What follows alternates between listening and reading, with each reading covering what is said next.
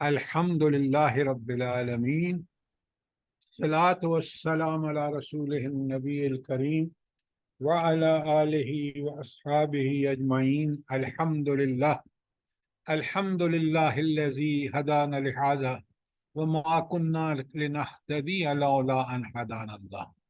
رب اشرح لی صدری ویسر لی امری واحلل عقدۃ من لسانی یفقہوا قولی، آمین یا رب العالمین۔ آج جیسا کہ آپ کے سامنے ہے کہ ٹاپک ہے ہمارا نبی کریم صلی اللہ علیہ وآلہ وسلم کے ایمانیات، عبادات، اخلاق اور معاملات۔ آج آپ سے بہت سارے سوال ہوں گے اور آپ نے سوچ سمجھ کے قرآن سے جواب دینا ہے سیرت کے ان سوالوں کے بارے میں۔ یہ اس کا مقصد یہ ہوتا ہے کہ تاکہ آپ سوچیں سمجھیں۔ اگر سوال نہ کریں اور لیکچر انٹریکٹیو نہ ہو تو انسان سمجھانے میں پوری طرح کامیاب نہیں ہوتا۔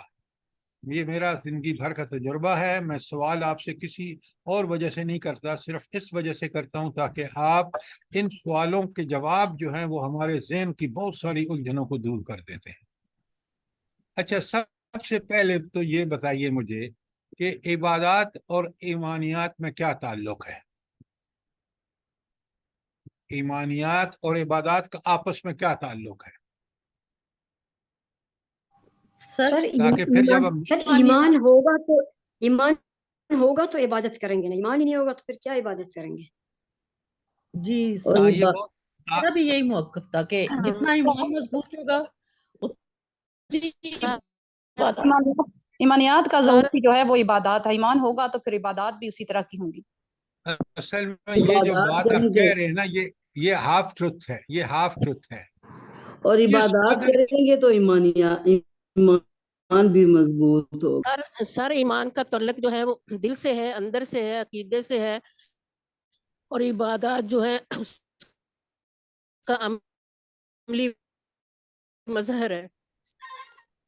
اچھا، ایک تو یہ ساری باتیں آدھا ٹروتھ ہیں، ہاف ٹروتھ ہے۔ ایمان جس قدر مضبوط ہوگا، ایمان جس قدر مضبوط ہوگا اسی قدر عبادات بھی میں لذت آئے گی، اور بالکل پھر یہ ریورسیبل ہے۔ جب اعلیٰ ترین ایمان علم کا نام ہے، پہلے یاد رکھیں، ایمان کس کا نام ہے؟ علم کا۔ اور وہ علم کون سا؟ قرآن و سنت کا۔ یہ لکھ لیں، ایمان علم کا نام ہے، اور وہ علم جو ایمانیات کے متعلق قرآن میں ہے۔ اب جب یہ ایمان کا لیول جس قدر اونچا ہوتا ہے اسی قدر عبادات میں لذت آتی ہے انسان کو۔ یہ تو ایک ہو گیا کہ ایمان جنریٹ کر عبادات کو، لیکن عبادات پھر اسی ایمان کو اور مضبوط کرتی ہیں۔ یہ ہے تعلق ایمان اور عبادات کا۔ سوال کریں، شاباش، تاکہ پھر ہم آگے سیرت میں سمجھیں۔ جلدی کریں۔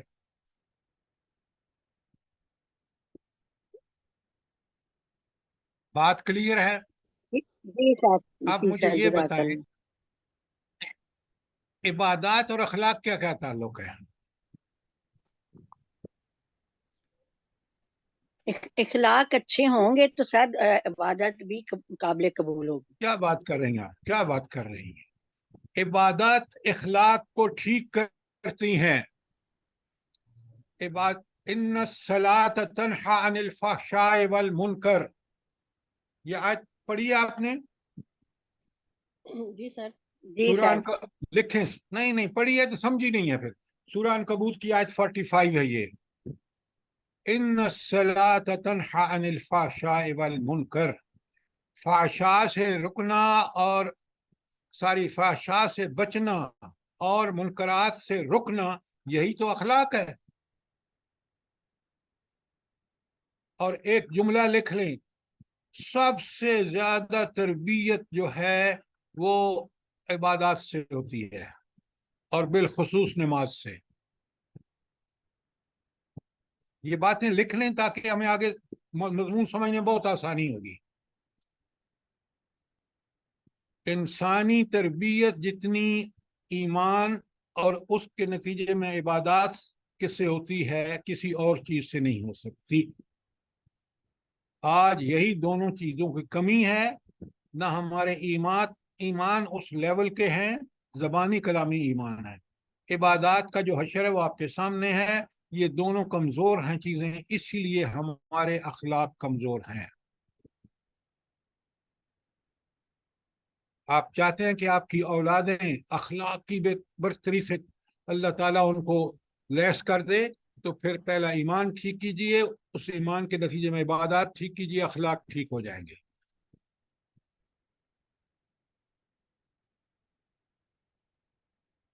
اسلام ایک بہترین نظام زندگی کے علاوہ ایک بہترین نظام تربیت ہے.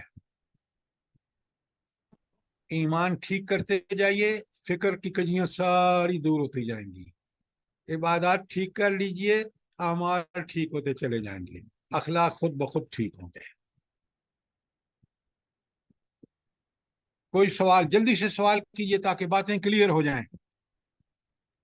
سر اسلام نظام دین ہے؟ نظام زندگی ہے، دین نظام کو کہتے ہیں. سر دیکھیں، ایک تو نظام یہ ہے نا ہمارا، اللہ کی عبادت، اٹھ کے اللہ تعالیٰ کا ذکر، یہ علیحدہ. دوسرا اخلاقیات ہماری ہے، پارے پڑوسی ہو گئے، رشتہ دار ہو گئے، نوکر چاکر ہو گئے، اور جتنے بھی روزمرہ میں ہمارے ساتھ لوگ ملتے جلتے ہیں ان کے ساتھ اچھا رویہ رکھنا، یہی اخلاقیات ہے. نہیں یہ اس لکھیں آپ لکھیں، اخلاق 3 چیزوں کا نام ہے: فضائل کو اختیار کرنا، رذائل کو چھوڑ دینا. فضائل اختیار کرنا، رذائل کو چھوڑ دینا، نمبر 1. نمبر 2، حقوق کو پورا کرنا. جو ہمارے ذمہ حقوق ہیں نا، والدین کے حقوق، وہ ہمارے فرائض بن جاتے ہیں. نمبر 2، اپنے ذمہ حقوق کو ادا کرنا. اور نمبر 3، آداب، کھانے پینے کے آداب ہیں، چلنے پھرنے کے آداب ہیں. یہ سارے 3 نمبر، یہ ہے پوری اخلاق کی ڈیفینیشن. اور کتاب کا حوالہ میں دے دیتا ہوں آپ کو. یہ جلد نمبر 6 ہے، وہ سیرت نبوی جو لکھی ہے انہوں نے اپنا، مولانا مودودی رحمہ اللہ. کیسی بات کر رہی ہیں؟ یہ 6 جلد کہاں ہے ان کی؟ آپ ایسے ہی بول دیتے ہیں. شبلی نعمانی نے لکھی ہے. شبلی نعمانی، بالکل بالکل. اس کو ضرور پڑھیں تاکہ اخلاق کا پورا نقشہ آپ کے سامنے آ جائے گا. سر میں تیسری جلد پہ ہوں. جی، اس کی 7 جلدیں ہیں. میں نے کہا میں پہ ہوں جی، 7 جلدیں ہیں. اچھا، اب دیکھیں، یہ آپ اس درس سے فائدہ اٹھائیں. جو حوالے میں دیتا ہوں، جو چیزیں میں قرآن و سنت سے آپ کو ریفر کرتا ہوں، ان کو ضرور دیکھا کریں. اب پھر سن لیں، ایمانیات جس قدر مضبوط ہوں گے اسی قدر انسان کو عبادات میں لذت آئے گی.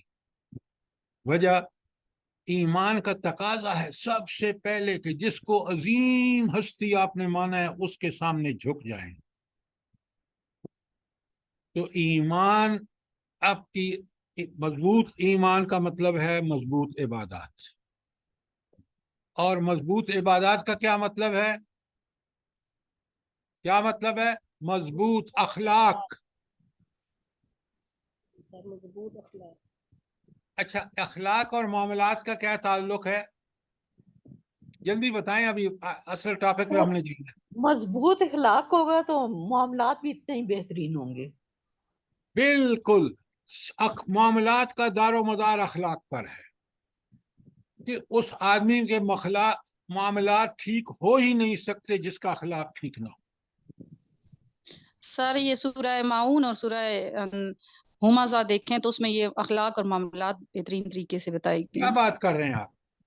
सूरह हुमज़ा में तो सिर्फ बुखल के खिलाफ है, पूरे अखलाक कहाँ है वहां पर?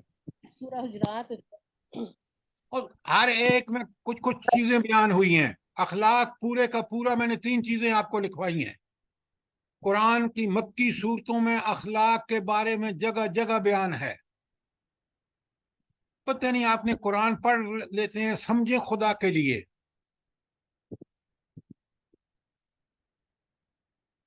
अब मैं खुलासा बयान कर रहा हूं, ईमानियात जितने मजबूत होंगे उसी कदर अखलाक इबादत जो हैं आपकी मजबूत और मजेदार होंगी। इबादत आपके अखलाक को दुरुस्त करती हैं। भाई आप देखते नहीं है, नमाज बुराई और बेहयाई से रोकती है। अभी मैंने आपको हवाला दिया है सूरत आज का। फिर आप देखें, हज पे जाते हैं, आप किस कदर मुशक्कत करते हैं, किस कदर पैसा खर्च करते हैं, किस कदर अल्लाह ताला के लिए आप ये सारी घर को छोड़ के, ये आपके अखलाक को दुरुस्त कर रहा है। रोजा आपके अंदर तकवा पैदा कर रहा है। तकवा अखलाक है, बुराइयों से बचना और नेकियों पर अमल करना। और अब अखलाक ठीक होगा तो आपके मामलात ठीक होंगे। अखलाक, आज हमारे अखलाक ठीक नहीं है। अब जरा अपने कौम के हवाले से देखें, ईमानियात ठीक नहीं है, लिहाजा इबादत ठीक नहीं है। इबादत ठीक नहीं है, लिहाजा अखलाक ठीक नहीं है। अखलाक ठीक नहीं है, लिहाजा मामलात ठीक नहीं है। ये बात समझ आ रही है? नहीं आ रही तो सवाल करें।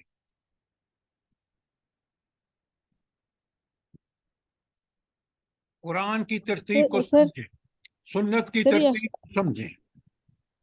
अखलाक का सर आपने बताया कि उसमें सेकंड पॉइंट था हुकूक को पूरा करना, तो जी सर ये मामलात फिर अलग सी चीज है। देखिए, मामलात अगर आपके ये अखलाक ठीक होंगे ना, मामलात क्या हैं? शादी ब्याह निकाह तलाक, कमाना खर्च करना, लोगों से डील करना, कोई मुआहदे करना, ये मामलात हैं। सही है सर, समझ आ गई। सवाल करें ताकि ये बातें आपको क्लियर हों। अच्छा, अब आ जाइए, ये अगर इस पे सवाल नहीं है तो मैं अब आगे चलता हूँ। सबसे पहले मुझे बताएं कि नबी के जो इकायदो ईमानियात होते हैं, खासकर ईमान बिल्ला, वो कैसा होता है और क्यों होता है?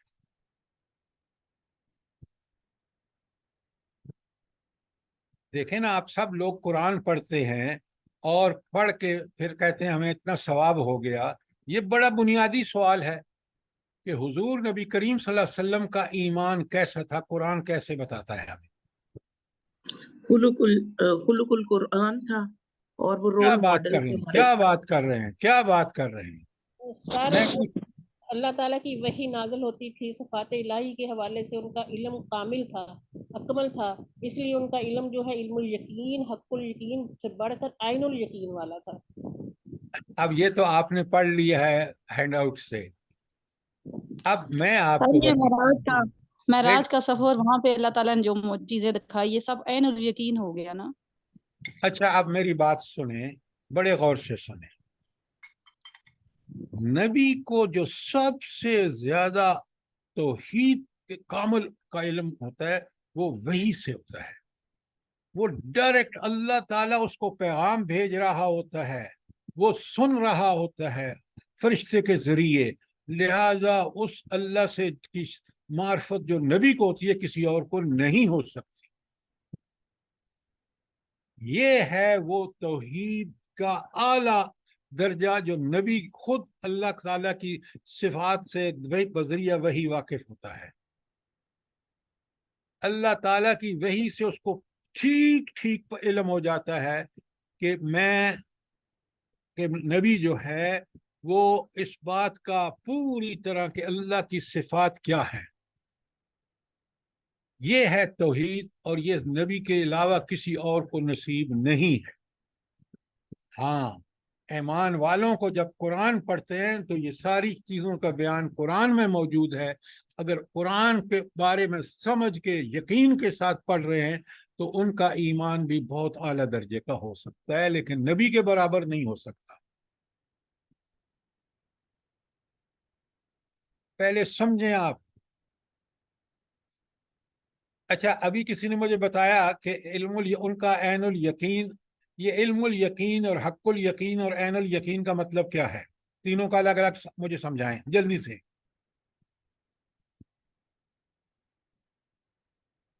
अब बड़े गौर से सुनिए। वही सर, इल्मुल यकीन वही, और हक्कुल यकीन उस पर यकीन करना। क्या बात कर रहे हैं आप, क्या बात कर रहे हैं आप? मैं अर्ज करता हूं कि आप लोग खुदा के लिए समझें, इल्मुल यकीन दलाइल से हासिल होता है। लिखें, कुरानी दलाइल हमारे अंदर यकीन पैदा करते हैं, वो यकीन इल्मुल यकीन है, वो दलाइल से है। हक्कुल यकीन ये है कि वो हम बिल्कुल यकीन कर लें कि ये हक है, ये एब्सोल्यूट ट्रुथ है, इसमें ला रैब फी, इसमें किसी शक की गुंजाइश नहीं, इसमें कोई कजी नहीं, ला इवजा, ये है हक्कुल यकीन। दलाइल प्लस हमारा इंट्यूशन प्लस और सारी चीजें मिलके उस इल्मुल यकीन को हक्कुल यकीन में तब्दील करती है। और ऐनुल यकीन जो है, जो आंख से देखें, कोई शक रह जाता है ऐनुल यकीन से? ये आप आधे पचद्दे जो वो करते हैं ना एक्सप्लेनेशन, ये कुरानी नहीं होते, ये आपके सुने सुनाए और बस उसी पे आप ये कुरान पढ़ते हैं, समझा करें। इल्मुल यकीन दलाइल से, हक्कुल यकीन एब्सोल्यूट ट्रुथ, ऐनुल यकीन आंख से देखी हुई चीज जो बिल्कुल बरहक होती है। अच्छा, अब नबी सल्लल्लाहु अलैहि वसल्लम को ऐनुल यकीन भला कैसे हो गया? मेराज के मौके पर जो अल्लाह आज ने के मौका पर शायद। वही और महराज, वही पहले, वही पहले। अब आपको समझ आई कि नबी सल्लल्लाहु अलैहि वसल्लम का ईमानियात जो था वो न सिर्फ इल्मुल यकीन था, हक्कुल यकीन था, बल्कि आगे बढ़कर ऐनुल यकीन था। ये समझ आ गई बात आपको? जी सर, जज़ाकल्लाह। जी सर। अच्छा, अब सुने, अल्लाह ताला का ये जो इल्म था आखिरत के बारे में, हक्कुल यकीन, वो एक तो आपने अभी देखा कि अल्लाह ताला ने आप सल्लल्लाहु अलैहि वसल्लम को दिखाया मेराज के मौके पर कुछ वाकयात और जो मरे लोगों के हवाले से थे, ऐनुल यकीन वहां से पैदा हुआ। लेकिन उससे पहले ऐनुल यकीन कहाँ से मिला आप सल्लल्लाहु अलैहि वसल्लम को? सर इल्मुल यकीन से। वो कहाँ, क्या था आखिरत के बारे में, क्या था? सर वही हिसाब आखिरत, किताब होगा। आखिरत की मुकम्मल सूरतें जो आखिरी पारों में हैं, उनसे नबी करीम सल्लल्लाहु अलैहि वसल्लम को हक्कुल यकीन हासिल हो गया था। और हक्कुल यकीन जब हासिल हो जाता है तो वो बिल्कुल ऐसा ही होता है जैसे ऐनुल यकीन होता है। क्यों? उसके हक होने में कोई शुबा नहीं। कुरान को समझें, कुरान को समझें और सीरत को समझें, फिर आपको दीन की का मजा आ जाएगा।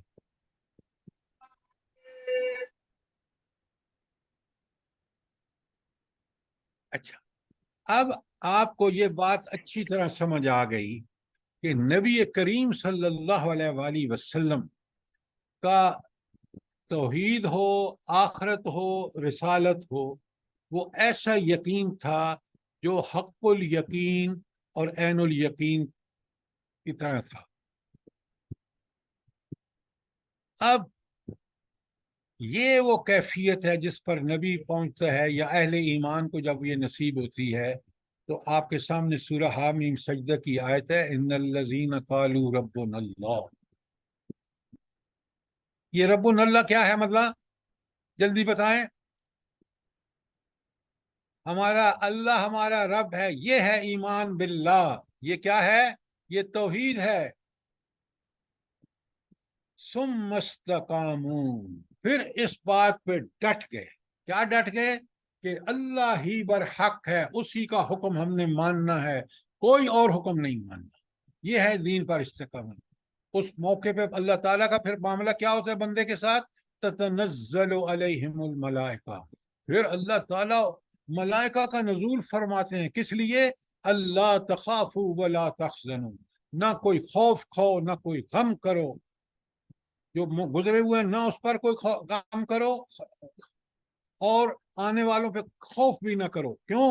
تم نے رب اللہ کہا ہے، تم نے اس پر استقامت اختیار کی ہے، تو یہ ہے انعام اللہ کا کہ ملائکہ کا نزول، اللہ تخافوا، خوف مت کرو، ولا تحزنوا، غم مت کرو، وَأَبْشِرُوا بِالْجَنَّةِ الَّتِي كُنْتُمْ تُوعَدُونَ، اور تمہیں بشارت ہے اس جنت کی جس کا تم سے وعدہ کیا جا رہا ہے۔ اس پر ان کو آیت پر عین الیقین ہوتا ہے انبیاء کو، اور جو مومنین صادقین ہیں بالکل ان کو بھی اللہ تعالیٰ یہی کچھ عطا فرماتا ہے۔ یہ ہے کامل ایمان اور یہ ہیں بشارتیں مومنوں کے لیے۔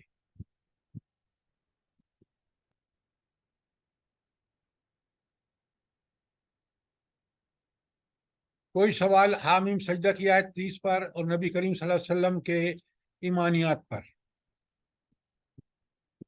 اب بالکل یہی بات خود نبی کریم صلی اللہ علیہ وسلم اپنے فرمان میں فرما رہے ہیں۔ سفیان بن عبداللہ ثقفی نے کہا کہ رسول اللہ صلی اللہ علیہ وسلم سے گزارش کی کہ یا رسول اللہ، مجھے ایک ایسی بات بتائیے کہ پھر اس کے بعد مجھے کسی اور سے سوال کرنے کی ضرورت ہی نہ رہے۔ ایسا سوال، ایسا مجھے جواب دیجئے کہ پھر آپ نے کیا فرمایا؟ قل آمنت باللہ۔ ہائے ہائے، 4 الفاظ ہیں، آپ دیکھیں، کبھی سوچیں، جان ہے پوری اس آیت کو کوزک میں دریا بن کے نبی کریم صلی اللہ علیہ وسلم نے آمنت باللہ، میں اللہ پر ایمان لایا، یہ کہنے کے بعد کیا کر؟ ثم مستقم، پھر جم جا اس پر، ڈٹ جا اس پر۔ یہ ہے دین، یہ ہے ایمان، اور یہ ہے نبی کریم صلی اللہ علیہ وسلم کا ایمان۔ اب آپ بڑے غور سے سورہ احزاب کی آیت کو دیکھیں، ہم پڑھ کے گزر جاتے ہیں، قرآن کہتا ہے غور و فکر کرو، فلا یتدبرون القرآن ام علی قلوب اقفالها، کیا بات اللہ نے فرمائی ہے، لقد کان لکم فی رسول اللہ اسوۃ حسنہ، تمہارے لیے بہترین نمونہ جو ہیں، بہترین رول ماڈل اللہ تعالیٰ کے رسول کا اسوہ حسنہ ہے۔ لیکن یہ کس آدمی کو ملے گا؟ یہ اسوہ حسنہ پہ عمل کرنا کس کے لیے آسان ہوگا؟ جلدی بتائیں۔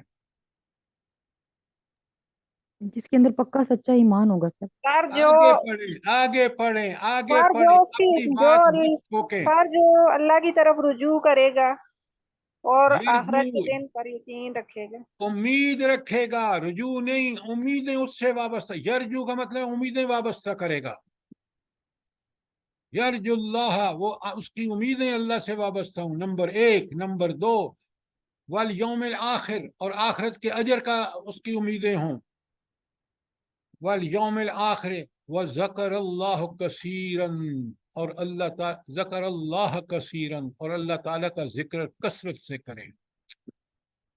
اس کا کیا مطلب ہے اللہ تعالیٰ کا ذکر کثرت سے کرے؟ جلدی بتائیں۔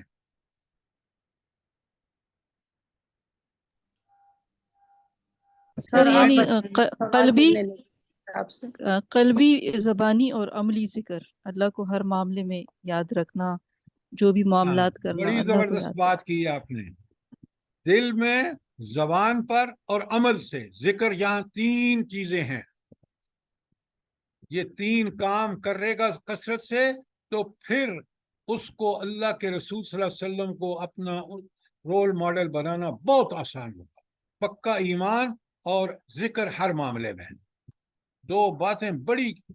یہ قرآن ہم سمجھیں گے، حدیث کو سمجھیں گے، تو پھر یقین مانیں ہمارے اندر عمل سمجھنا کرنا آسان ہوگا۔ آپ بتا دیا، تم دنیا میں کامیاب زندگی چاہتے ہو نا، وہ ہے رسول اللہ صلی اللہ علیہ وسلم کی زندگی، وہ نمونہ ہے تمہارے لیے۔ ہاں، لیکن اس نمونے کو اختیار کرنے کے لیے 2 کام آپ کو کرنے ہوں گے۔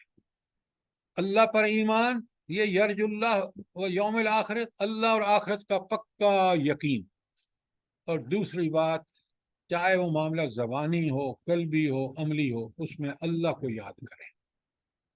جب یہ آیت ہمیں سورہ احزاب کی سمجھ آ جائے گی تو بالکل ہمیں اللہ تعالیٰ نے پورا طریقہ سمجھا دیا ہے کہ اس رول ماڈل کو اختیار کرو، تمہاری زندگی سنور جائے گی۔ لیکن اس کو رول ماڈل کو اختیار کرنے کے لیے سب سے پہلے آپ کا توحید اور آخرت کا یقین ہونا چاہیے، اور اسی طرح جس طرح نبی کریم صلی اللہ علیہ وسلم کا تھا، اور اللہ کو ہر معاملے میں یاد رکھنا ہوگا، زبانی، قلبی، عملی۔ بات کلیئر ہے سورہ احزاب کی یا نہیں؟ جی سر۔ جی سر۔ ذرا اس طرح قرآن کو سمجھے نا، پھر عمل کرنا بڑا آسان ہے۔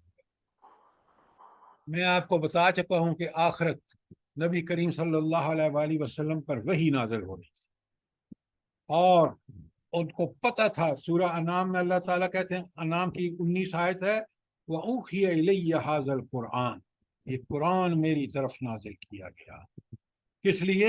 لِأُنذِرَكُمْ، تمہیں بھی وارننگ دے دوں، تمہیں بھی بتا دوں، ڈرا دوں کہ اگر اس پہ عمل نہیں کرو گے تو دنیا اور آخرت کی رسوائی ہے، آخرت میں جہنم ہے۔ وَمَن بَلَغ، اور جس کسی کو پہنچے، یہ قرآن ہم تک پہنچ گیا، اب ہمارا کام ہے کہ ہم اسی وحی کے ذریعے اپنی اصلاح کریں، قرآن و سنت کے ذریعے۔ یہ سورہ انعام کی جو آیت 50 ہے، لکھیں، بڑی زبردست ہے۔ ان اتبع الا ما یوحی الی، میں تو صرف اس وحی کی پیروی کرتا ہوں جو میرے اوپر نازل کی گئی ہے۔ سارے دکھوں، غموں، تکلیفوں کا سبب کا علاج کیا ہے؟ قرآن و سنت، وحی ربانی۔ اور اس لیے نبی کریم صلی اللہ علیہ وآلہ وسلم فرما رہے ہیں، ان اتبع الا ما یوحی الی، میں تو صرف اس کی پیروی کرتے ہیں جو میری طرف وحی کی گئی ہے۔ قل هل يستوي الأعمى والبصير، اللہ اکبر۔ اللہ تعالیٰ کہتے ہیں، پوچھو ذرا ان سے کہ اندھا اور بینا برابر ہو سکتے ہیں؟ اندھا اور دیکھنے والا برابر ہو سکتے ہیں؟ یا اندھا اور دیکھنے والوں سے کیا مراد ہے؟ جلدی بتائیں۔ ایمان والا اور کی روشنی میں چلتا ہے وہ بینا ہے، اور جو قرآن و سنت سے دور رہتا ہے وہ نابینا ہے، نہیں دیکھنے میں۔ جو قرآن وحی کی روشنی میں زندگی گزار رہا ہے وہ بینا ہے، وہ بالکل اس کو روشن ہے صراط مستقیم، اور جو اس سے ہٹا ہوا ہے وہ اندھا ہے، وہ ٹامک ٹوئیاں مار رہا ہے، وہ کبھی مال کے پیچھے بھاگتا ہے، پچی اولاد کے پیچھے بھاگتا ہے، کبھی دنیا کے پیچھے بھاگتا ہے، کبھی خواہشات کے پیچھے، وہ اندھوں کی طرح کبھی ادھر کبھی ادھر۔ یہ ہے اس کا مطلب۔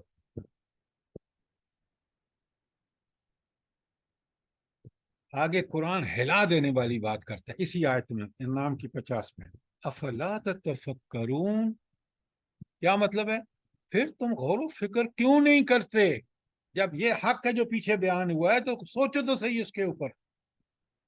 پوری تاریخ انسانی اٹھا کے دیکھ لو، جب وحی پہ عمل ہوا تو وہ مدینے کی ریاست، وہ نبی کریم صلی اللہ علیہ وسلم، صحابہ صحابیات، وہ قرون اولا، وہ جو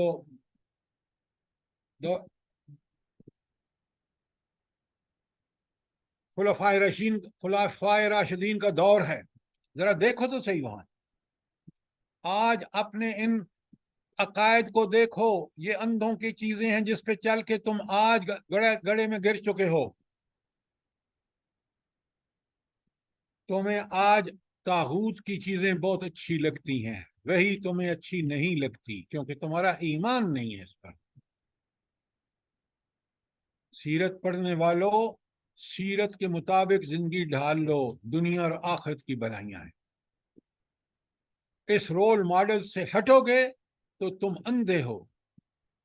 تاریخ بتا رہی ہے، خود تمہاری اپنی زندگیاں اس پہ گواہ ہیں۔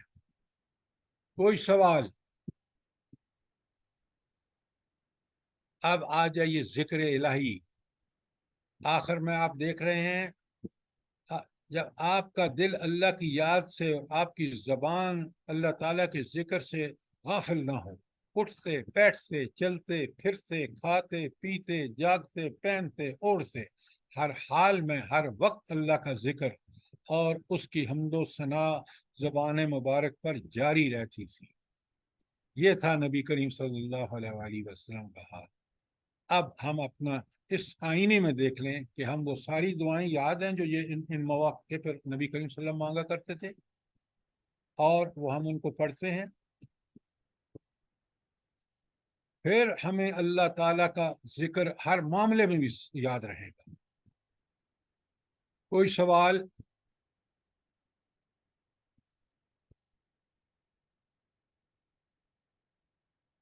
صحابہ اور صحابیات جو تھے نا، وہ اصل میں نبی کریم صلی اللہ علیہ وآلہ وسلم کی معیت کی وجہ سے. اور قرآن کیا سورہ 1 آل عمران کی 191 میں اللہ تعالیٰ فرماتے ہیں الذین یذکرون اللہ قیاما وقعودا وعلی جنوبہم. ہر حال میں کھڑے ہوں، بیٹھے ہوں، لیٹے ہوں، آپ جب نیند سے اٹھیں تو آٹومیٹیکلی آپ کا یہ طرز ہونا چاہیے کہ اللہ کا ذکر فوراً آپ کی زبان پہ. سوتے جاگتے ہر حال میں پہلو بدلتے.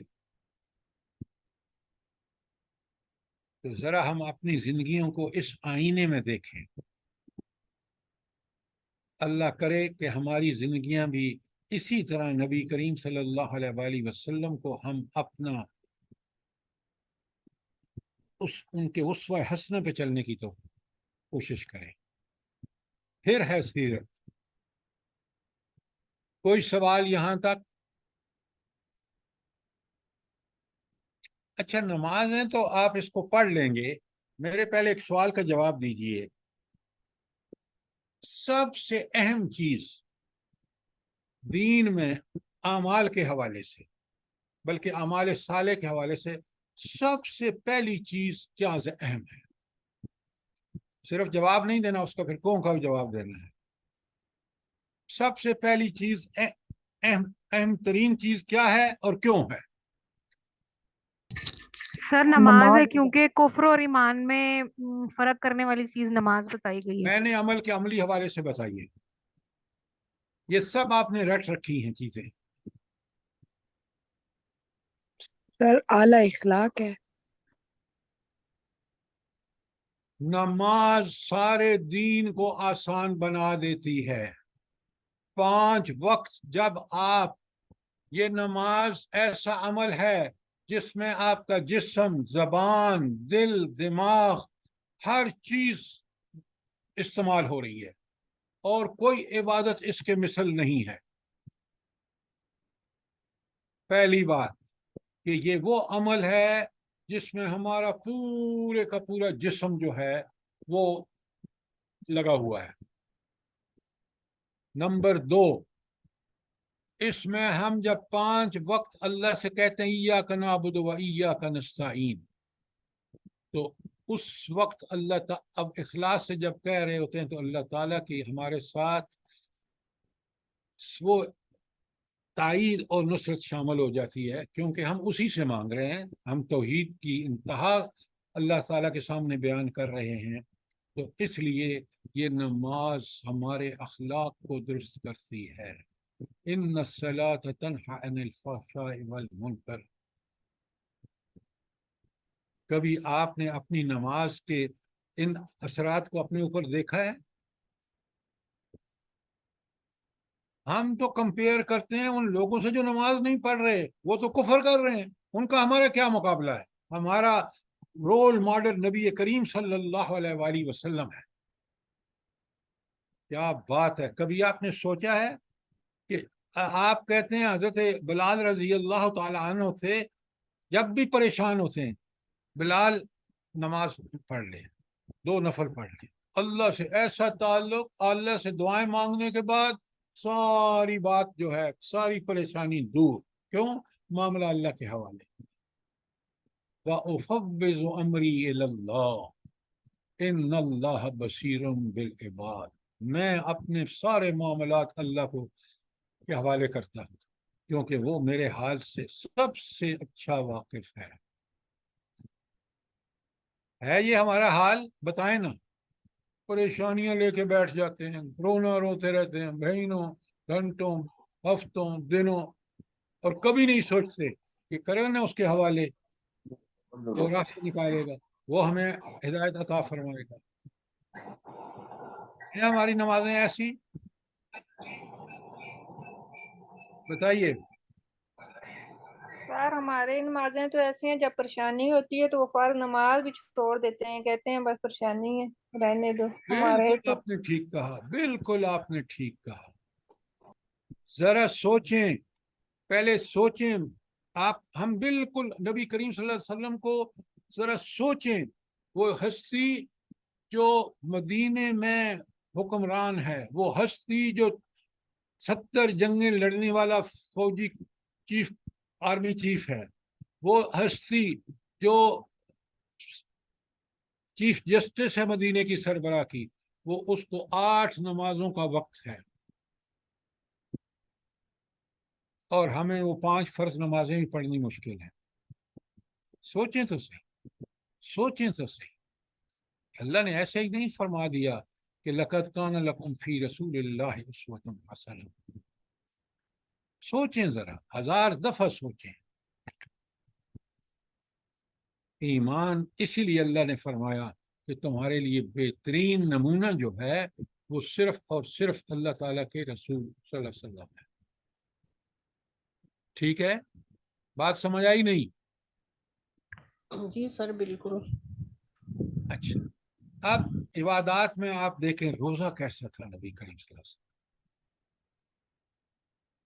کبھی آپ نے سوچا ہے کہ روزے کا ذکر ایک دفعہ قرآن میں آیا ہے، سورہ بقرہ میں، اور وہ روزے کی فرضیت اور قرآن کا نزول اور قرآن کی کچھ صفات بیان ہوئی ہے، لیکن وہاں ایک جو سب سے بڑی چیز ہے اس پورے رکوع میں کہ روزہ پیدا کیا کرتا ہے، تقوی۔ اور تقوی کیا ہے؟ تقوی کیا ہے؟ سر اللہ کی نافرمانی سے بچنا۔ ہر طرح کے گناہوں کو چھوڑ کر ہر قسم اللہ تعالیٰ کی بتائی نیکی کے مطابق عمل کرنا۔ گناہوں کو یہی چھوڑنا سب سے تقوی جو پیدا ہو گیا، اور تقوی میں ہم نے ترقی کرتے چلے گئے، یہی قرآن کا بھی مقصد ہے، یہ نبی کریم صلی اللہ علیہ وسلم کی بعثت کا بھی مقصد ہے۔ اور میں نے آیتیں پڑھ کے سنائی آپ کو کہ سوائے متقی کے جنت میں کوئی نہیں جائے گا۔ اعدت للمتقین، یہ جنت تیار ہی متقین کے لیے کی ہے۔ سورہ اس میں آخری پارے کی جو پہلی سورت ہے سورہ نبا، ان للمتقین مفازا حدائق وعنابا وکواعب اترابا وقاسا دہاقا۔ پڑھیں ذرا، جی سر۔ لا 65 سے زیادہ مرتبہ اللہ تعالیٰ نے فرمایا واتقوا اللہ، تقوی اختیار کرو۔ اسی کے لیے قرآن نازل ہوا، اسی کے لیے انبیاء بھیجے گئے۔ اور سورہ شعراء میں نبی کہتا ہے واتقوا اللہ واطیعونی، تقوی اختیار کرو اور میری پیروی کرو، اس لیے کہ نبی کی پیروی میں ہی آپ کو تقوی ملے گا۔ تو نماز کو آپ اچھی طرح سمجھیں۔ اب آگے زکوٰۃ اور خیرات۔ اچھا، بار بار قرآن جہاں بھی نماز کا ذکر آیا ہے وہاں کس کا ذکر آیا ہے؟ زکوٰۃ کا، انفاق کا۔ انفاق کا مطلب ہے جنرل خرچ ہے، اور زکوٰۃ اس کی ایک قسم ہے جو سال کے آخر میں آپ اپنے مال کو پاک کرنے کے لیے نکالتے ہیں۔ نبی کریم صلی اللہ علیہ وآلہ وسلم کے بارے میں تو آپ کو حیرت ہوگی کہ کبھی مال جمع ہی نہیں ہوا، بس جو بچا خیرات کر دیا۔ حضرت خدیجہ الکبریٰ جب آپ پر پہلی وحی نازل ہوئی ہے اور آپ پریشان ہو گئے، اچھا پہلی وحی پر آپ پریشان کیوں ہوئے بلا؟ کہ گھر آ کے آپ حضرت خدیجہ الکبریٰ سے عرض کرتے ہیں کہ فرماتے ہیں کہ آپ مجھے اڑا دیں، مجھے ڈر ہے، مجھے اپنی زندگی کا ڈر ہے. یہ کیوں کہا؟ سر ان پہ بہت بڑی ذمہ داری ڈالی جا رہی تھی نا. یہی چیزیں ہیں، آپ غور نہیں کرتے، کسی سے پوچھتے نہیں ہیں. اللہ تعالیٰ دیکھیں قرآن کی یہ بات اس لیے سب سے زیادہ پریشان تھے کہ ایک فرشت نوری اور ایک خاکی کی ملاقات ہوئی تھی پہلی. ابھی اندھیرے میں ہوں نا آپ، اور آپ سے کوئی کہہ دے کہ یہاں جن آ گیا ہے، تو آپ کی کیا حالت ہوگی؟ وہ تو ناری مخلوق ہے. تو آپ پریشان ہوئے، تو آپ کو تسلی دینے کے لیے خود حضرت خدیجہ فرماتی ہیں کہ آپ کو اللہ کبھی پریشان نہیں کرے، اس لیے کہ آپ غریبوں کی مدد کرتے ہیں، مصیبت زدہ کی مدد کرتے ہیں، تو آپ جو قرض داروں کا قرض ادا کرتے ہیں. یہ آپ کا معاملہ تھا کب؟ نبوت سے پہلے. اور غزوات اور فتوحات میں جب مال و اسباب کی کمی نہیں تھی کہ اتنا مال غنیمت آ رہا تھا، آپ کے گھر میں وہی فکر و فاقہ چلتے تھے. فتح خیبر 7 ہجری میں ہوئی، اور اس کے بعد معمول کیا تھا کہ سال بھر کے جو غلہ تھا وہ لے لیتے تھے، اور پھر اسی سال کے دوران وہ کیونکہ غریبوں مسکینوں میں بڑھتا رہتا تھا، وہ بھی ختم ہو جاتا تھا. تو پوری زندگی آپ نے کبھی مال اتنا جمع نہیں کیا کہ آپ پر زکوٰۃ فرض. انفاق میں آپ بے انتہا. حضرت ابن عباس کہتے ہیں کہ لوگوں میں سب سے زیادہ سخی حضور نبی کریم صلی اللہ علیہ وسلم تھے، اور رمضان کے مہینے میں وہ انتہا پہ ہوتے تھے. اب آئیے، یہ تو تھے اللہ تعالیٰ مجھے اور آپ سب کو انہی اللہ کے رسول صلی اللہ علیہ وسلم کے ایمانیات اور عبادات پر عمل کرنے کی توفیق عطا فرمائے. خلق اخلاق کیسا تھا؟ قرآن نے سورہ قلم میں کہا، تو سامنے آیا ہے انک لعلی خلق عظیم. اے نبی صلی اللہ علیہ وسلم، آپ اخلاق کے اعلیٰ درجے پر ہیں. یہ سرٹیفکیٹ، ربانی سرٹیفکیٹ کس کو ملا ہے؟ نبی کریم صلی اللہ علیہ وسلم. اچھا، آج مجھے ایک بات بتائیں، بس ہم یہ پڑھ کے مزے لیتے رہتے ہیں. مجھے یہ بات بتائیں، آج ہمارے ملک میں کوئی صاحب اخلاق، صاحب کردار، صاحب سیرت انسان ملتا ہے حکمرانوں میں، بیوروکریٹس میں، ججوں میں، عام لوگوں میں؟ بتائیں مجھے. نہیں سر. تو یہ کہاں سے ملے گا؟ اخلاق کہاں سے ہمارے بہتر بنیں گے؟ اس اسوہ حسنہ کی پیروی کر کے. یہ ہے سیرت کا پیغام. آج ہمارے اندر اخلاق نام کی چیز ہی ناپید ہے. کیوں؟ یہ ہے قصور ہمارا کہ ہم نے وہ ہستی جس کو رب نے ہمارے لیے رول ماڈل بنایا، اس کا اخلاق اعلیٰ درجے کا، اس کو ہم نے چھوڑ دیا. سوچیں، 1000 دفعہ سوچیں کہ اس نبی اور اس قرآن کو چھوڑ کر ہم دنیا میں عزت پائیں گے؟ سر صرف نعتیں پڑھ کے اور بتیاں لگا کے تو ہم فرض پورا کر لیتے ہیں. اب یہ بالکل ڈاکٹر صاحبہ آپ نے ٹھیک فرمایا، لیکن مجھے یہ بتائیں، سب سے زیادہ محبت تو اللہ کے رسول صلی اللہ علیہ وسلم سے صحابہ کو تھی، صحابیات کو تھی. کبھی انہوں نے یہ حرکت کی ہے؟ انہوں نے تو اتباع کی ہے. ہاں، اتباع کی ہے تو اس کا پھل بھی پا لیا. ہم بتیاں جلا کے اور ذلت اور پستی میں گڑے جا رہے ہیں. سیرت کو پڑھیے، سمجھیے. اللہ اکبر. مسلم کی حدیث ہے، کان فضل اللہ علیک عظیما، آپ پر اللہ تعالیٰ کا بہت بڑا فضل تھا. اچھا، یہ فضل، اللہ کا فضل ہے کیا چیز؟ بتائیں مجھے. سر اللہ تعالیٰ کی تمام مہربانیاں جو ہمارے اوپر ہیں وہ سب فضل ہیں. اچھا نہیں، فضل مطلب ہے آپ بھی نہیں ہوتا اللہ کی نہیں، میں بتاتا ہوں آپ سر، اس کو سمجھیے. ایک ہے اللہ ہمارا رازق، مالک، خالق، حاکم ہے نا، کہ وہ ہمیں ان سب چیزوں کو جو اس نے ہمیں پیدا کیا ہے وہ ہمیں مہیا کرے. یہ ہے اللہ کا ربوبیت کے اس میں. لیکن اب ان میں انتہا کر دے کہ اس کو رزق میں بھی مال غنیمت و نبی کریم صلی اللہ علیہ وسلم کا مال چلا آ رہا ہے. ہدایت میں انتہا ہے فضل کی وحی کے ذریعے، اور آپ بالکل وہ ایمان ہے آپ کا، یہ فضل ہے کہ نعمتوں کی انتہا. اور اللہ کے رسول کو کہا جا رہا ہے کان فضل اللہ علیہ عظیما، عظیم فضل ہے، بڑا. اور یہ تو انتہا ہے. کبھی آپ نے سوچا نہیں کہ بخاری اور مسند احمد کی حدیث ہے بُعِثْتُ لِأُتِمَّ مَكَارِمَ الْأَخْلَاقِ، مجھے بھیجا ہی اس لیے گیا ہے کہ میں اعلیٰ اخلاق کی تکمیل کر دوں. ہم قیامت کے دن جب اللہ کے سامنے پیش ہوں گے تو ہم کیا منہ دکھائیں گے اللہ کو کہ آپ نے رسول بھیجا کہ ہمارے اخلاق کامل ہو جائیں، اور ہمارے اخلاق کی برائی کے بارے میں لوگ مثالیں دیا کرتے تھے. یہ ہمارا حال تھا.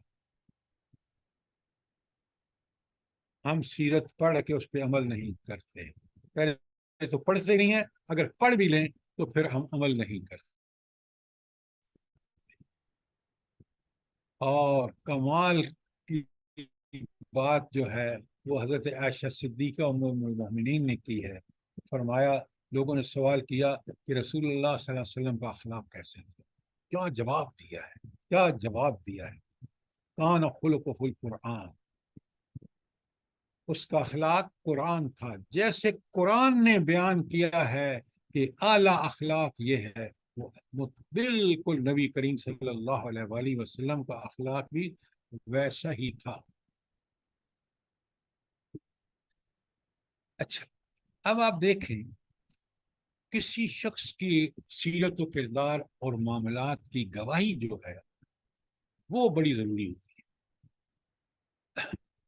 اور حضرت خدیجہ الکبریٰ وہاں سعودی عرب کی اس وقت کے عرب مکے کی ایک ایسی خاتون ہے جو نہ صرف دولت مند ہے بلکہ انتہائی دانش مند عورت ہے. اور سب سے پہلے ان کی دانش مندی کا ثبوت یہ ہے کہ سب سے پہلے نبی کریم صلی اللہ علیہ وسلم پر ایمان وہ لے کے، اور وہ ان کی شہادت آپ کے سامنے ہے.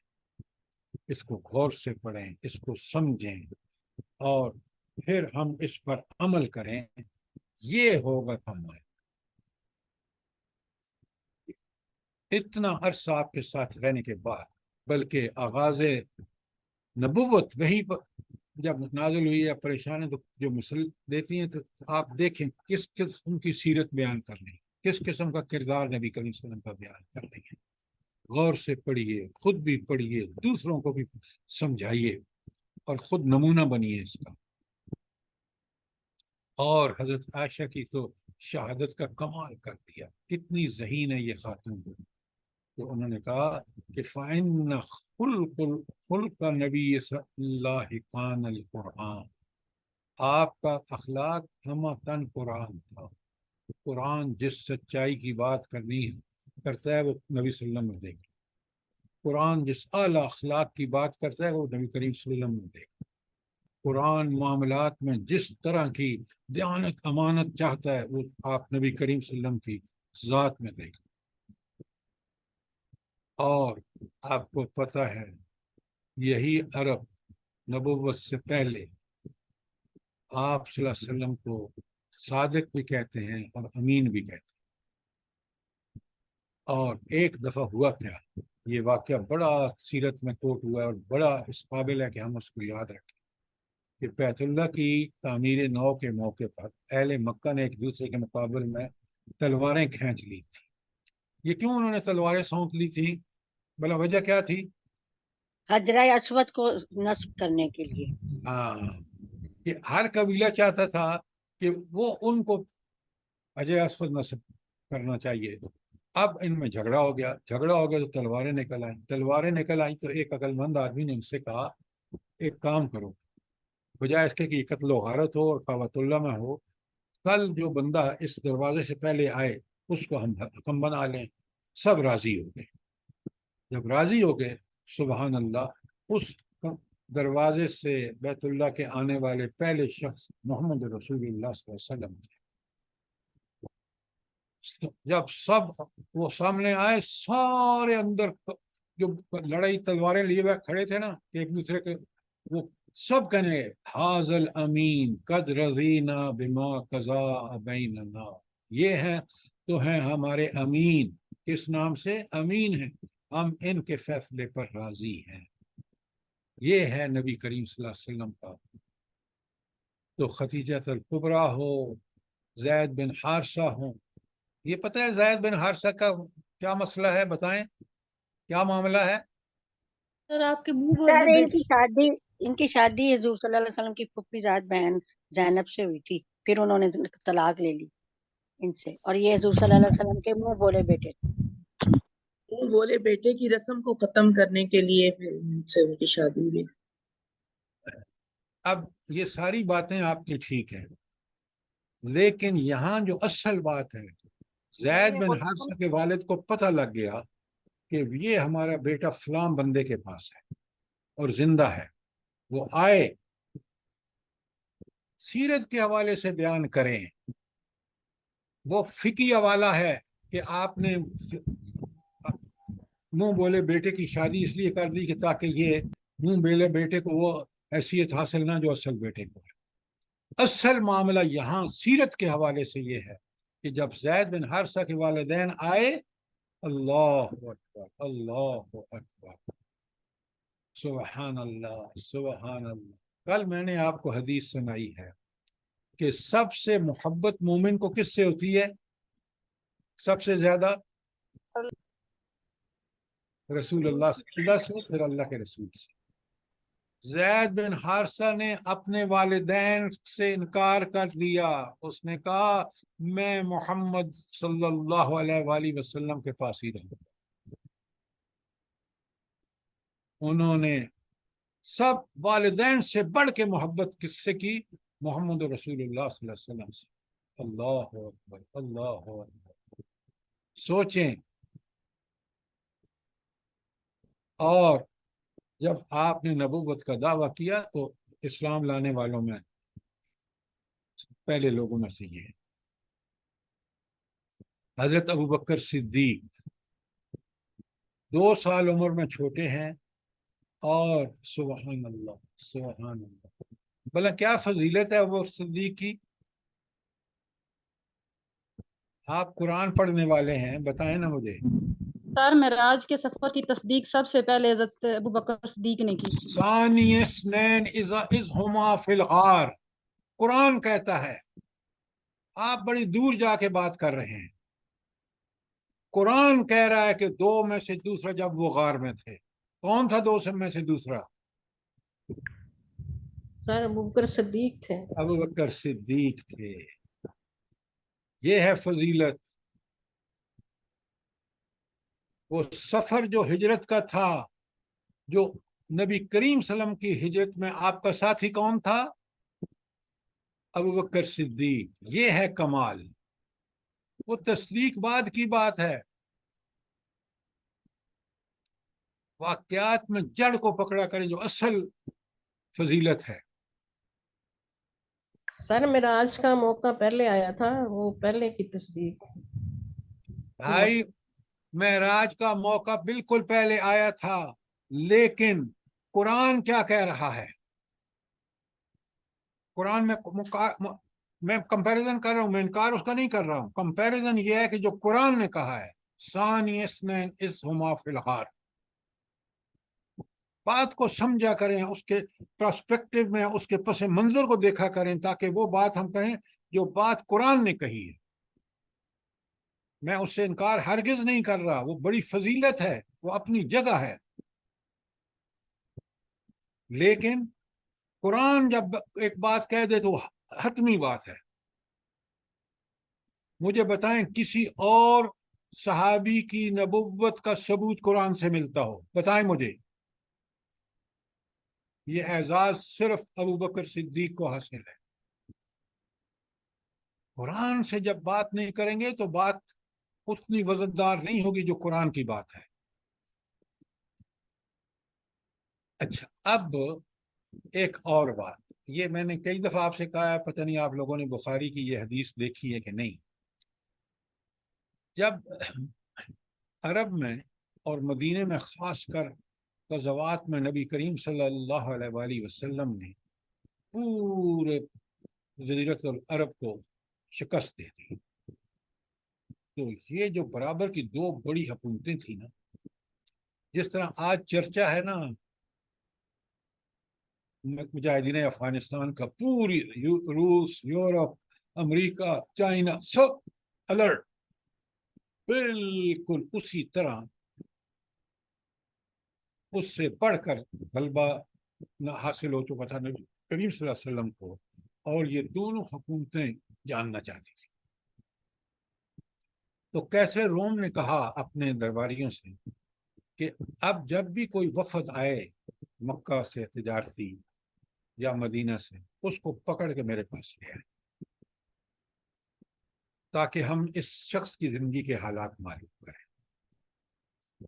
تو ابو سفیان مسلمان نہیں ہوئے تھے، وہ ایک وفد، تجارتی وفد لے کر گئے اور شاہ روم کے پاس ان کو لے جایا گیا. جیسا اس نے کہا تھا، شاہ روم بہت عقل مند آدمی تھا اور وہ پکا سچا عیسائی تھا، اور وہ اس بات کا یقین رکھتا تھا جیسے ان کو حضرت عیسیٰ نے بتایا تھا کہ ایک نبی آئے گا. اس کو شبہ ہو گیا کہ یہ وہی نبی نہ ہو، تو اس کے کنفرمیشن کے لیے اس نے اس وفد کو بلایا، اور وہ بادشاہ بڑے عقل مند ہوتے تھے. یہ آپ کے آج کی ڈگریوں والے بے وقوف امریکہ کے پیچھے چلنے والے، اپنے ملک کو تباہ برباد کرنے والے نہیں تھے. تو کیسے روم نے کہا کہ جب یہ لے کے آئے تو اس نے کہا آگے بٹھاؤ اس کو، ابو سفیان کو پچھلی صف میں بٹھاؤ، اس کے کارندوں کو جو ساتھ اس کے دوسرے لوگ آئے ہیں وفد میں تجارت کے لیے. یہ اس نے کیوں کیا بتائیں؟ سر وہ ان کے چہرے کے تاثرات دیکھنا چاہتا تھا کہ جو بات وہ کر رہے ہیں ان کے چہروں پہ کیا. ہاں، یہ جو باڈی لینگویج ہوتی ہے نا، کہ انسان جو بولتا ہے اس کے چہرے کے تاثرات فوراً، یہ بہت بڑی، آج لوگوں کو پتہ چلا ہے، اس وقت اس کو پتہ تھا. تو اس نے بٹھایا کہ اگر یہ جھوٹ بولے گا نا تو جو پیچھے والوں کے تاثرات چہرے کے ہوں گے وہ بالکل ڈفرینٹ ہوں گے. لہٰذا اب سنیں کہ وہ کتنا عقل مند ہے. کیسے روم کہتا ہے، کیا نبوت سے پہلے اس شخص نے کبھی جھوٹ بولا؟ ابو سفیان نے کیا کہا؟ نہیں. ابو سفیان خود کہتا ہے، وہ حدیث پڑھیں آپ، کہ میں کوئی ڈنڈی مارنا چاہتا تھا لیکن مجھے کچھ سمجھ میں نہیں آتا تھا. بھائی اس کو صادق اور امین تو وہ خود کہتے تھے، کیسے کہہ سکتا تھا کہ اس نے کبھی جھوٹ بولا ہے؟ کیسے روم نے دوسرا سوال کیا، کسی کو دھوکہ دیا ہے؟ ابو سفیان نے کہا نہیں. یہ دو باتیں سب ثابت ہو گئیں کہ یہ نبی ہی کر سکتا ہے، کوئی اور نہیں کر سکتا. آپ پڑھیں وہاں، اس نے پھر اپنے لاٹ پادری کو کہا، پوچھا کہ وہ بھی عیسائی تھا، تو اس نے کہا کہ ہم یہ وہی نبی ہو سکتا ہے. کیسے روم اسی حدیث میں پڑھے مسلمان ہو گیا. اس نے جب بلایا سب لوگوں کو، اور ان جو حاری مواری تھے، جو دین کے نام پر لوٹ کسوٹ کر رہے تھے عیسائیت کے نام پر، انہوں نے ہنگامہ کر دیا. وہ بھی چپ ہو گیا، کیونکہ بادشاہ تھا. تو یہ سارا واقعہ پڑھیے وہاں، بڑا کمال کا واقعہ ہے. تو سر آج کل مسلمان کر ہی یہی رہے ہیں، سب سے زیادہ جھوٹ ہی بول رہے ہیں اور دھوکہ بھی دے رہے ہیں، تو کامیاب کیسے ہوں گے؟ جتنے بڑے عہدے پر ہے نا کوئی میڈم، اتنا ہی بڑا بالکل. جھوٹ بول رہا ہے، اتنا ہی بڑا دھوکہ دے رہا ہے. یہ اب ہم بتائیں نا، قیامت کے دن آپ اس امت کے ساتھ اٹھیں گے، نبی کریم صلی اللہ علیہ وسلم کی امت کے ساتھ، یا ان کافروں کے ساتھ اٹھیں گے؟ ظاہر سوچیں. ہے ان کے انڈر رہ رہے ہیں تو کیا کریں ہم؟ اب ہم تو خود ہی گھلتے پڑے اندر ہی اندر کہ ہم کیا کریں. نہیں، ہم ڈٹ کے कालू रब्बुनल्लाह सुम्मा इस्तकामू आप पढ़ के आए हैं, इस्तिकामत अख्तियार की थी।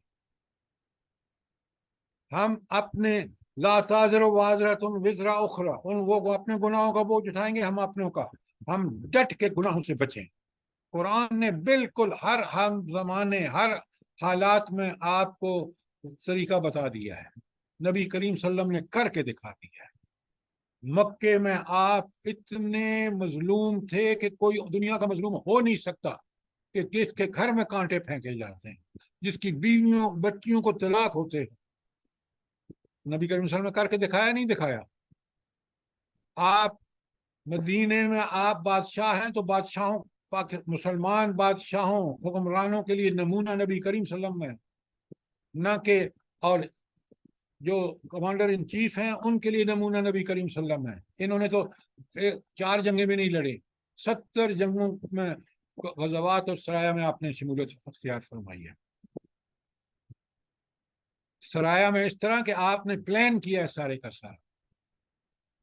सोचें, सीरत को हम पढ़ते हैं बस एक आम आदमी की तरफ, नऊज़ु बिल्लाह मिन ज़ालिक, वो रब का भेजा हुआ नमूना है। सीरत कोई ऐसी चीज नहीं है कि हम इसको पढ़ के गुजर जाएं। यहाँ तो एक एक लफ्ज हमें कहता है कि इस नबी के मुताबिक जिंदगी गुजारो, भलाइयां तुम्हारी तरफ अल्लाह ताला बारिशें कर देगा। आप खुद देख लें, आज अफगानिस्तान को देख लें, हम इतने तागूत परस्त हैं कि आज भी हमें नजर आता है। भाई आप देखें, ये डिग्रियों वाले अमेरिकन हुक्मरानों को देख लें, यूरोपियन को देख लें, जिस कदर इनके अंदर इंसानियत है, सीरत और किरदार है, जिसकी वजह से 1.5 साल में वो एक मजबूत हुकूमत कायम कर रहे हैं। और वो जो अय्याश और फहाश हैं वो आज भी अमेरिका की तरफ दौड़ रहे हैं, यूरोप की तरफ दौड़ रहे हैं। हमने दुनिया में देखा है, मैंने खुद देखा है। आप आज भी इनको देखें, दुनिया में इबरत पकड़ेंगे। किन को भला, जल्दी बताएं। अफगानिस्तान वालों को, अफगानिस्तान वालों को। हाय हाय हाय, अफगान आज वो नहीं है। अफगान दुनिया में बड़ा फातेह समझा जाता है। ये आप आज देखें उन रौंदे हुए मुसलमानों को, वो जो खुद इसमें इजराइल के इलाका है, ये जो शाम है, ये जो कश्मीर का इलाका है, फलस्तीन सर, फलस्तीन। फलस्तीन, बिल्कुल बिल्कुल आपने ठीक कहा। हाय हाय, नबी करीम सल्लम की सीरत और किरदार जो है वो बिल्कुल दुनिया में मुनफरिद है और मुनफरिद रहेगा। किस तरह 13 साल सिताया है मक्के वालों ने, 13 साल नबूवत के जिस तरह गुजारे हैं नबी करीम सल्लल्लाहु अलैहि वसल्लम ने, फिर भी फतह मक्का 8 हिजरी उनको माफ कर दिया। इसकी मिसाल तारीख कभी पेश नहीं कर सकेगी, कभी। वहशी ने आपके वो चचा जिसने इस्लाम कबूल किया, हजरत हमजा, उनको नेजा मारा, उनको शहीद किया। वो भी जब इस्लाम लाया तो आपने उसको इस्लाम कबूल कर लिया, सिर्फ एक बात कही कि मेरे सामने ना आना। क्यों? तुम सामने आओगे तो मुझे हजरत हमजा याद आ जाए। अल्लाह अकबर, अल्लाह अकबर। ये वाकयात सिर्फ पढ़ने के नहीं है, इन पर अमल कीजिए। इकरमा अबू जहल के बेटे हैं, मैंने ये वाकया कई दफा आपको सुनाया है। अबू जहल ने आपकी जिंदगी मक्के में तंग कर रखी थी, तो इकरमा उनका बेटा था। जब मक्का फतह हुआ तो वो हबशा भाग गया, रास्ते में किश्ती पे सवार था, किश्ती फंस गई, तो उसने मला ने कहा किसी और को मत पुकारो, सिर्फ अल्लाह को पुकारो। तो इकरमा को ख्याल आया कि यही बात तो हुजूर नबी करीम सल्लल्लाहु अलैहि वसल्लम का, वो आया और मुसलमान हो गया। फिर बड़ा जलील कदर साहबी है।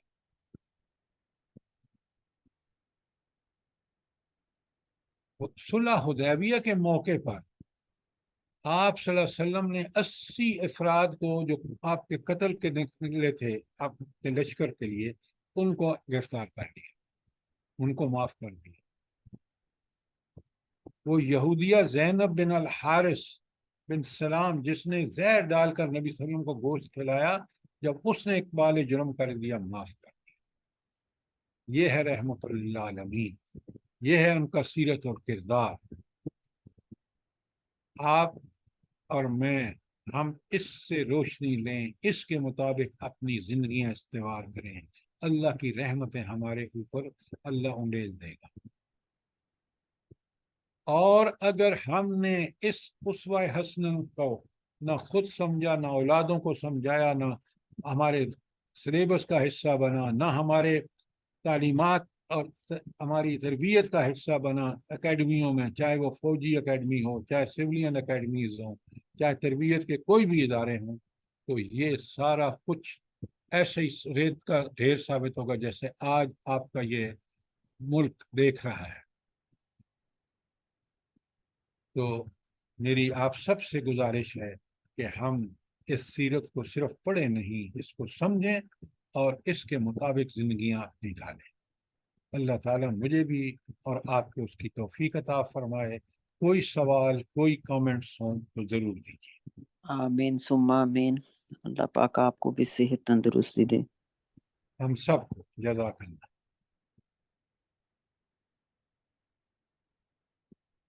सर जज़ाकल्लाहु खैर, अल्लाह ताला आपको जज़ाए खैर अता फरमाए। रब्बना तक़ब्बल मिन्ना इन्नका अंतस समीउल अलीम व तुब अलैना इन्नका अंतत तव्वाबुर रहीम।